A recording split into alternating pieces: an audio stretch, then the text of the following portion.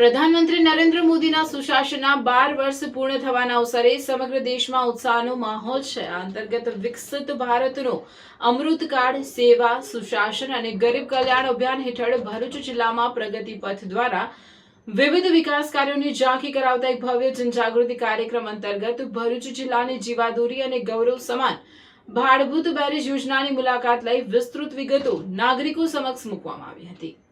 ભરૂચ જિલ્લાના ઔદ્યોગિક અને કૃષિ ક્ષેત્રે ક્રાંતિ લાવનારી આ મહત્વાકાંક્ષી યોજના અંદાજિત ₹7,364 કરોડના ખર્ચે સાકાર થઈ રહી છે। વહીવટીતંત્રના જણાવ્યા અનુસાર આ ઐતિહાસિક પ્રોજેક્ટનું આશરે 90% જેટલું કામ પૂર્ણ થઈ ચૂક્યું છે અને તે ખૂબ જ ટૂંક સમયમાં જિલ્લાના વિકાસમાં એક નવો માઇલસ્ટોન સાબિત થશે। આ બેરેજ માત્ર પાણીનો સંગ્રહ જ નહીં કરે પરંતુ સમગ્ર પ્રદેશનું ચિત્ર બદલી નાખશે।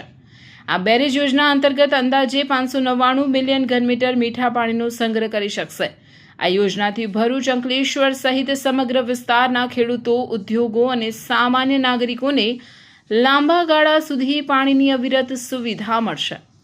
દરિયાઈ ખારાશને આગળ વધતી અટકાવીને આ પ્રોજેક્ટ આસપાસના વિસ્તારોના ભૂગર્ભ જળસ્તરને ઊંચા લાવવામાં મદદ કરશે। ચોમાસાના વહી જતા પાણીનો સંગ્રહ કરીને ખેતીને મોટો વેગ આપશે અને પીવાના તેમજ વપરાશના પાણીની તકલીફ હંમેશા માટે દૂર થશે। ભાડભૂત બેરેજ યોજના એ માત્ર એક સિંચાઈ પ્રોજેક્ટ નથી પરંતુ પ્રધાનમંત્રીના વિકસિત ભારતના સંકલ્પને સાકાર કરતું એક ઐતિહાસિક કદમ છે। આ પ્રોજેક્ટ આવનારી પેઢીઓ માટે એક અમૂલ્ય અને સમૃદ્ધ ભેટ સાબિત થશે। આ જનજાગૃતિ કાર્યક્રમમાં ભાજપ જિલ્લા પ્રમુખ પ્રકાશ મોદી, મહામંત્રી પરેશ પટેલ, ભરૂચના ધારાસભ્ય રમેશભાઈ મિસ્ત્રી સહિત સ્થાનિક અગ્રણીઓ, અધિકારીઓ અને મોટી સંખ્યામાં નાગરિકો ઉપસ્થિત રહ્યા હતા અને જિલ્લાની આ અભૂતપૂર્વ પ્રગતિને બિરદાવી હતી।